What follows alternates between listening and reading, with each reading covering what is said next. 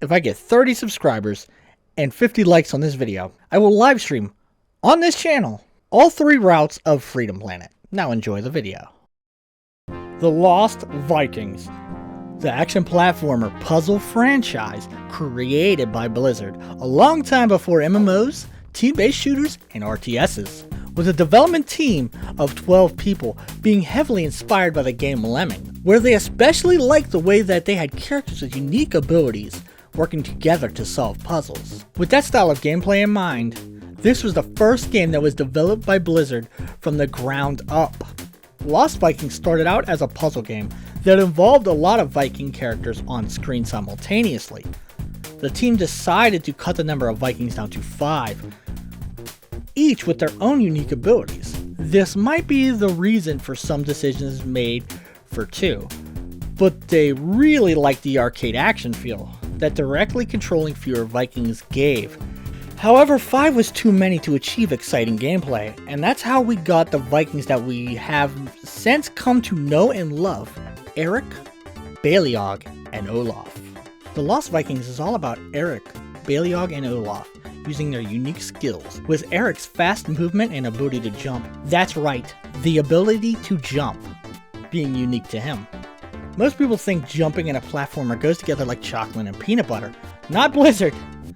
Blizzard intentionally trips you as you walk through the doorway, through their game design.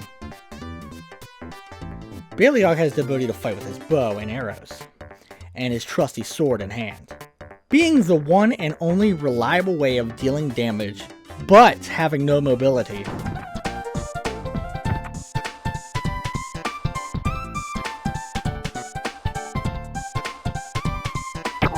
Then we got Olaf, holding a shield, only being able to lift it above his head and hold it in front of him. But that's where we learn how creative Lost Vikings' dynamic between these 3 become. Olaf can create platforms for Erik to jump off, and Baleog to walk across, for himself using it to fly past gaps, making him the second character who can do platforming in our platforming puzzle game. The goal for every level is getting all 3 Vikings to the exit without any accident, which can be quite difficult. Well, sometimes impossible.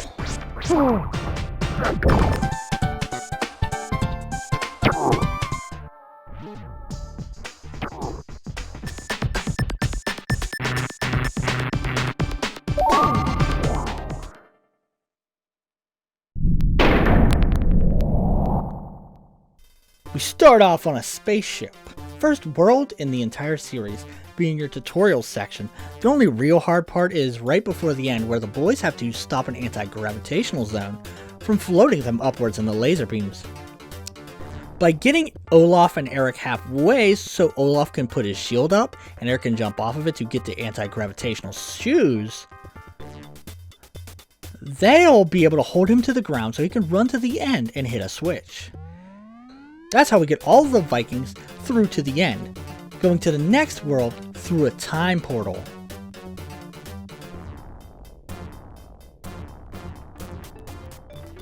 Reaching the Jurassic period, with harder hitting enemies forcing the best duo of Baleog and Olaf to team up. For most of the map, standing behind Olaf's shield, consistently pelting these Sonic the Hedgehog movie rejects with arrows, until they eventually open up. Or these T-Rexes that stand out in the open and try to bite you, and they will tear you apart in seconds. Then having platform sections with bubbles. This is easily the reason I never completed this game when younger, without looking up passwords. As a kid, jumping platform to platform with 2 characters that don't have a jump button is a little difficult. But don't worry, I did on my first try this time. Egypt. Egypt is when it starts getting tough, from jumping over spikes, enemy scorpions launching poison at crazy angles, and going over the shield of Olaf, striking Baleog. When fighting behind the shield, sometimes having to go alone because the only way to attack is to be devastatingly quick. And that's before the quicksand traps, spikes, and fireballs. You know, the works. There's even a section where Olaf has to defend against fireballs, while Baleog has to fight 2 spearmen to defend him and Olaf at the same time. with insta-kill acid puzzles and spiked death pits you glide over while fighting insta-kill mummies. It really steps it up here. Construction World 4. Now it's our time to learn even more mechanics, like using Olaf's shield to stop small crushers, but not big crushers. Using magnets to pick Olaf up by his shield and moving boxes, culminating into one of the hardest puzzles so far, using the magnet to the side so Olaf can glide to hit a switch and then go back to get grabbed by the magnet before he dies from electricity.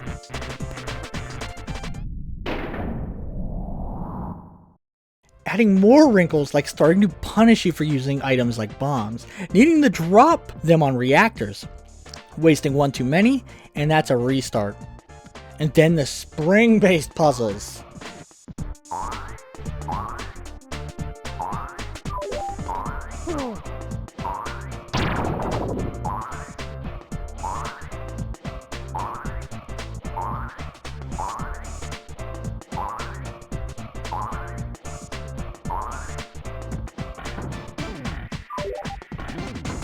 Like the third level being about collecting 3 items all around the map, moving your team as a unit to go collect all of them. For one wrong step, you'll be restarting. Seeming to inspire the next game in the franchise. I'm the sorceress Karen. Is there any way I can repay you for saving me? Yeah, they're looking for this machine. Can you help us? Oh, you know, I could teleport you to it, but I'd need a dragon's egg and a magic wand and a spell scroll. They'll find those things and bring them to you. Then we got another one of the best maps in the entire series, fully utilizing every single character's unique abilities, from Erik's platforming skills and Baleog using a Widowmaker-like sniper shot from across the map that, because of the game mechanics, only exist while on screen. So with a little creativity by shooting the arrow and switching to Erik, you'll hit the switch. After all of that, you have to use Olaf's flying skills to get further down. The Lost Vikings each have a route to travel through, using all their own unique abilities while supporting each other. Absolute perfection. Then we have the last level of the factory.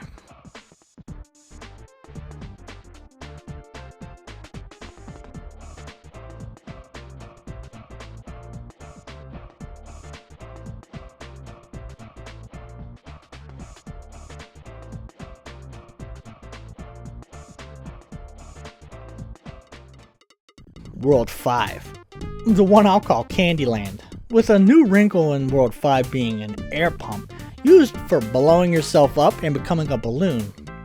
Like an old Acme tool, flying through levels dodging spiked ceilings and floors like a Mario Maker level, Olaf being able to float after deflating is a great tool to explore since he can float down and not fall to his death.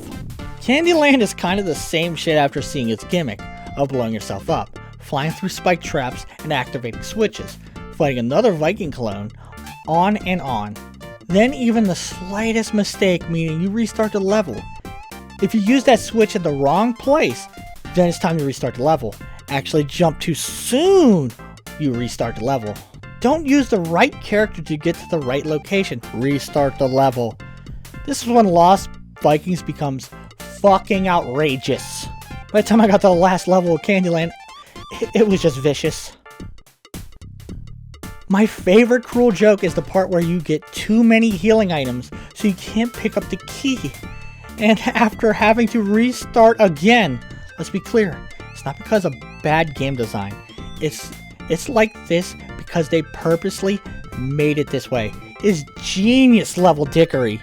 And we still got one more world to go. The Vikings are brought back to their captor, Tormator, for their last chance to escape. Every level, without spoilers, being so hard I'd rather be taking a nutshot from a pro boxer. Being absolutely evil every step of the way. So let's just talk about the end. Every member has a good old-fashioned 1v1. Olaf being first member doing flybys, doing his best bomber runs on Tormator.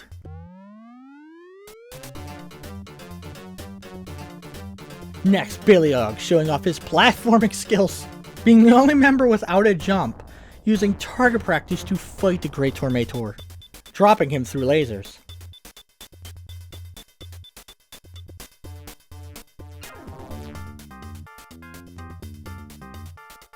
Erik dodging and tackling him into more lasers, before all three of our Vikings team up to finally get rid of this bitch. Finally getting back to their families and getting the happy ending.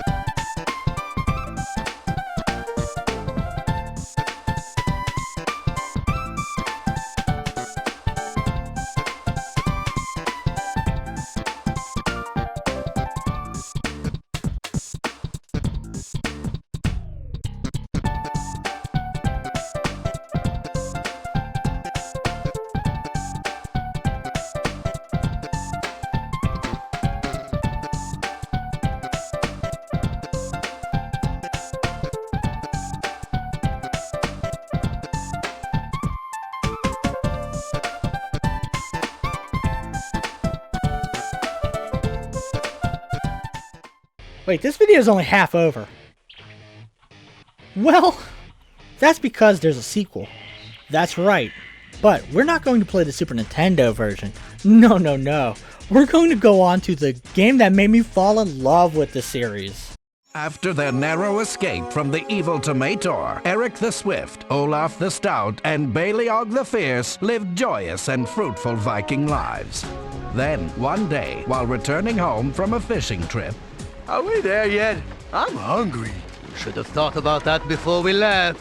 Yes, you've eaten 3 times today and the sun hasn't even come up. Well, no wonder I'm hungry.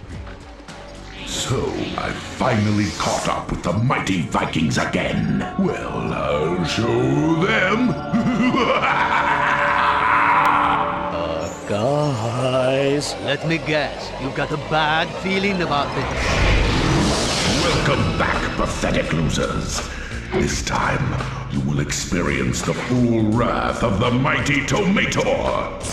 Guard, take them to the time-space modulation thingy and transport them to the arena. Yes, Tormentor.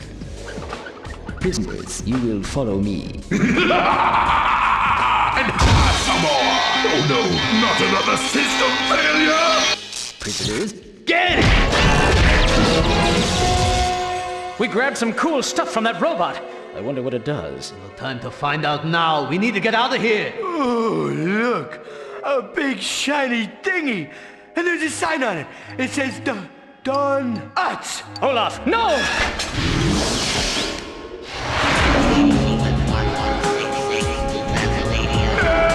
I've lost it again! They're back, and now the Lost Vikings have a few upgrades. Erik, Baleog, and Olaf are back with new gear, feeling the same Vikings from the first game, but with upgrades, still fulfilling their roles, but better. Erik having a double jump, and being able to use his helmet to crush things above him, using rocket-powered boots to destroy blocks as well. Even being able to swim, I mean, everybody else still needs floaties, but whatever. Olaf getting a lot more, now having his fart, which allows him to push himself up while gliding, and even the ability to shrink to get to the locations no one else can. Baleog being the only one to lose anything since he lost his bow, which is a massive downgrade, but getting a laser sword, legally distinct from a lightsaber, but they finally answered his massive problem of not being able to platform by ripping off Bionic arm! That's right, he has a bionic arm. Being able to grab and swing now instead of just hoping to God he doesn't fall off a ledge, but only off of hooks and gems. Lost Vikings 2 is not about getting to the exit. Now you need to get 3 select items, handing them off to the world's magicians, to teleport you to the next level. Sometimes defeating enemies, most of the time finding them in hidden spots, completing smaller puzzles.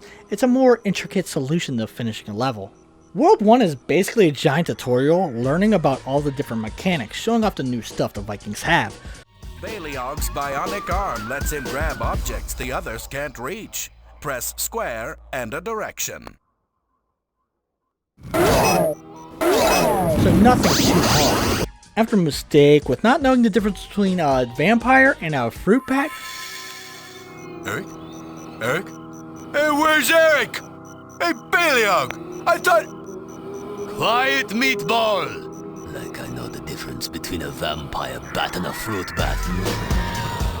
We meet our very first new member of the party, Fang, the wolf, being able to fight with his claws, and being able to jump like Erik, with the advantage of being able to Mega Man X style jump off of walls, using his claws to hold onto the wall. Maybe he's more like Wolverine. Soon after we find the end of World 1, and unlike Lost Vikings 1, where we use portals to travel, you'll be getting a time machine. Okay, Mr. Thingy. Listen, we want to go back to our village. It seems like we've been here in the dark for ages. Initiating sequence 212 to Dark Ages 700 AD. Maximum capacity 3. Excess matter retargeted. I can't believe I lost those little dirtbags. Now I've got to chase these idiots through time. I'm going to make them pay for this.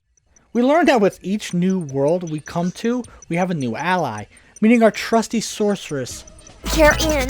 Level 1 of this world introducing my most hated of mechanics. Not because it's not good, I just hate balancing puzzles.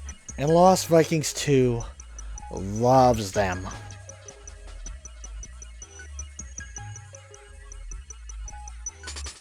But level 2 is where we meet our next ally, Scorch, the fire-breathing dragon, being able to shoot fireballs, having multiple jumps, and the ability to glide.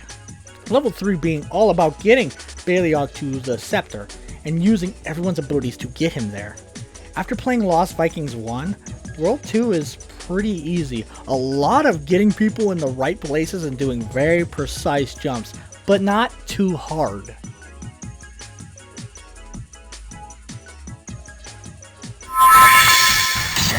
I've lost all faith in teleporting.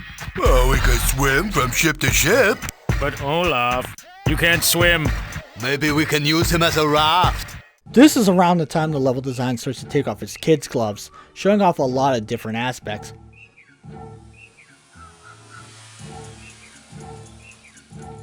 Like the fact that Olaf can't climb ropes. Big surprise. And this is where we really start to utilize Baleog's bionic arm. Over water, fire, spikes, even swinging back and forth to activate a seesaw to get Olaf to the next location. The weighing platforms trick has run its fucking course by this point. It's used in interesting ways. Just every time you make a mistake, you have to reset the puzzle. Individual characters start to shine. Having Erik swim across multiple layers, opening up passages for Olaf and Baleog?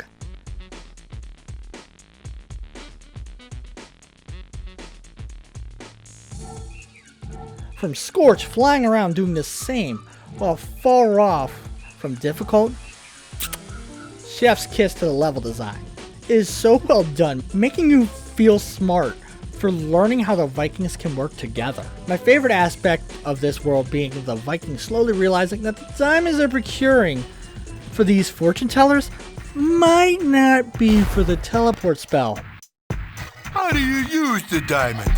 I've never seen you use it, per se. What? Oh, well, first we... Hey! They're just using us to get diamonds for them! What? Alright, here's what's gonna happen. You're going to send us to our machine, or else... All right, yeah, we didn't mean anything by it, really. No hard feelings, all right? Don't make me angry.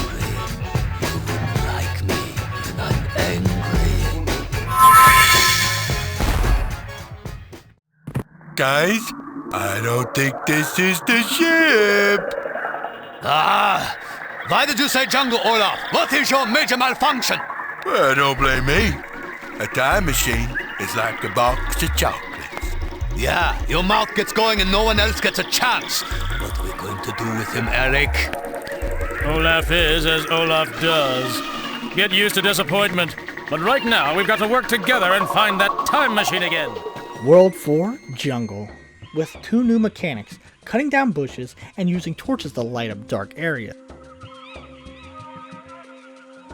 Now this is when the pinpoint accuracy and doing everything exactly right starts to come into play.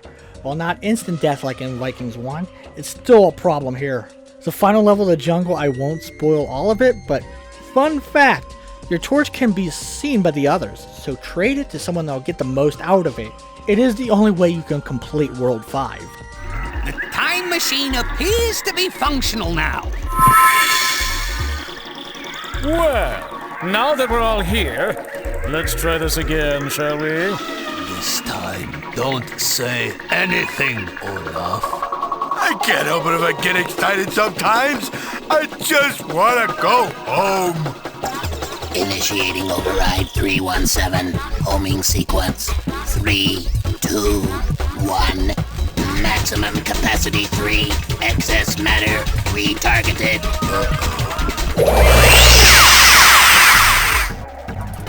I'm on your trail now. It won't be too much longer. That is, if you don't fry yourselves to a crisp first. The last world of the game is fucked. Incredibly annoying precision timing, precision switching. I'm just going to show you one of the levels, the penultimate level. And it's not just the difficulty that's the problem, it's the puzzles themselves being monotonous in nature. Having to do the same puzzle twice.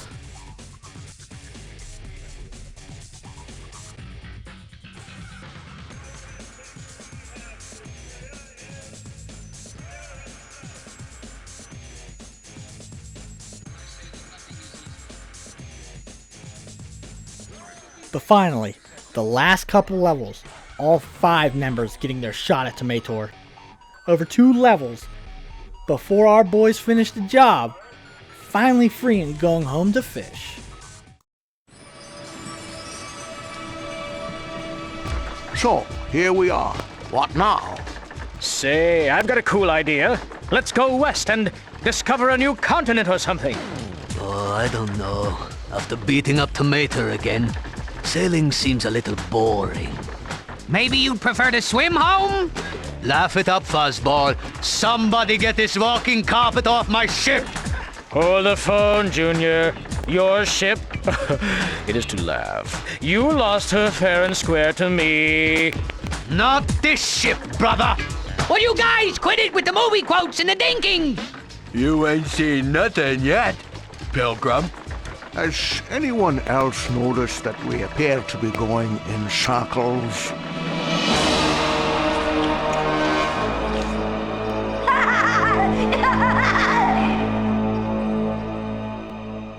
You're probably asking, where are they now? Blizzard up until recently has shown a lot of love for its past products. I mean, other than Warcraft 3, with our favorite Vikings making many appearances in Blizzard's games. From World of Warcraft to Heroes of the Storm, there's a lot of love for the 3 Lost Vikings. Blizzard seemingly remembers them fondly, even giving the Lost Vikings a re-release this year with the Blizzard Arcade Collection. Both Lost Vikings games, and all of their many iterations, are fun puzzle games. While maybe outshined by games like Braid these days, it's a fun series to go back to, especially if you haven't tried them.